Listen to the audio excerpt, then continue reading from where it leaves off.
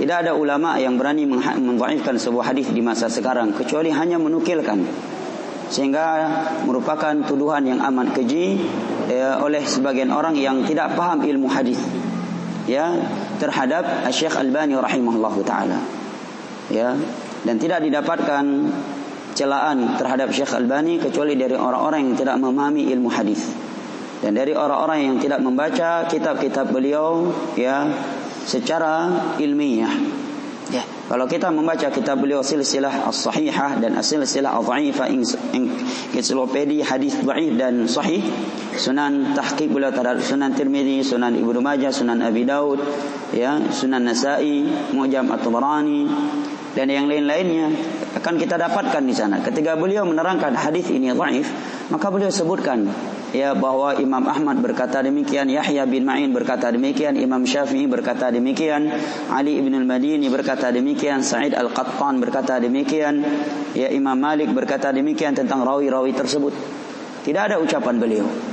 Ya, sehingga tuduhan yang sangat keji bahwa beliau mendhaifkan hadis-hadis yang ulama dahulu ya mensahihkannya. Nah, dan tidak ada yang mampu mendatangkan sebuah bukti bahwa Syekh Albani pernah mendhaifkan sebuah hadis tanpa menukilkan ucapan ulama yang hidup pada abad ya, kedua Hijriah, ketiga, keempat dan tahun-tahun yang dekat dari itu. Tidak ada yang mampu membuktikannya. Nah, dan sebaik-baik jawaban dari Syekh Albani terhadap orang-orang yang menuduh beliau dengan berbagai tuduhan adalah karya-karya beliau. Karya beliau penuh dengan ilmiah. Dapat dibaca yang paling mudah sifat salat Nabi. Hampir tidak ada ucapan beliau satupun dalam sebuah hukum.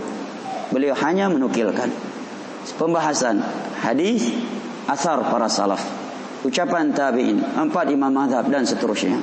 Ya, pembahasan lagi. Kalau enggak ayat, hadis.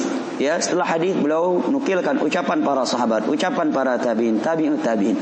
Bahas lagi sebuah pembahasan berikutnya, judulnya ini. Beliau bawakan hadisnya, ucapan para sahabat, ucapan para tabi'in dan ulama-ulama yang datang setelahnya.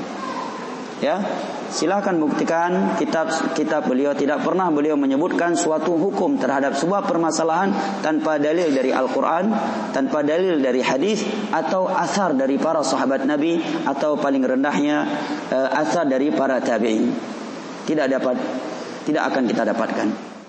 Kata Abu Hatim Muhammad ibnu Idris Al-Hamdali Ar-Razi, tanda dan ciri-ciri ahlul bidah adalah mencela ahli athar, mencela ahli hadis, mencela orang-orang yang mengemban hadis Nabi sallallahu alaihi wasallam. Ini ciri-ciri ahlul bidah, ciri-ciri ahlul ahwa. Makanya di antara ulama-ulama di zaman sekarang ini, di antara yang paling dibenci siapa?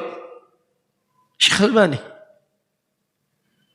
Iya, padahal kitab-kitab Syekh Albani dalam masalah akidah, dalam masalah rudud tidak sebanyak ulama-ulama yang lainnya. Tidak sebanyak ulama-ulama yang lainnya. Tapi kenapa paling benci mereka kepada Syekh Albani? Karena Syekh Albani membongkar kelemahan amalan-amalan yang dilakukan oleh sebagian orang. Orang berdalilkan dengan hadis ini, nyo amalan kamu, nyo hadis. Datang Syekh Albani, dikumpulkan jalan-jalannya. Ya, dalam hadis ini ada rawi yang lemah. Fulan.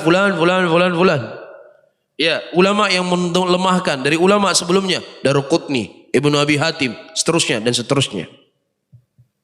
Ini paling benci mereka. Karena apa? Melemahkan amalan. Dan ini bukan sesuatu yang baru, saya ulangi kembali. Bukan sesuatu yang baru. Saya Kak Ustadz menjelaskan siapa Syekh Albani itu. Boleh salah satu mujtahid, ya, salah satu mujtahid dalam ilmu hadis. Jadi beliau coba mempelajari kembali semua buku-buku hadis yang ada, Kutubut Tis'ah, 9 buku hadis dipelajari kembali sanadnya. Nah, Syekh Albani ini datang mempelajari semua kembali itu, kemudian mengatakan oh hadis ini sebenarnya hasan karena begini, ada penjelasannya. Makanya beliau menyusun buku, ada silsilah hadis sahih, ada silsilah hadis dhaifah, gitu kan. Ada yang sahih, ada yang dhaif. Beliau menyusunnya saja, gitu kan.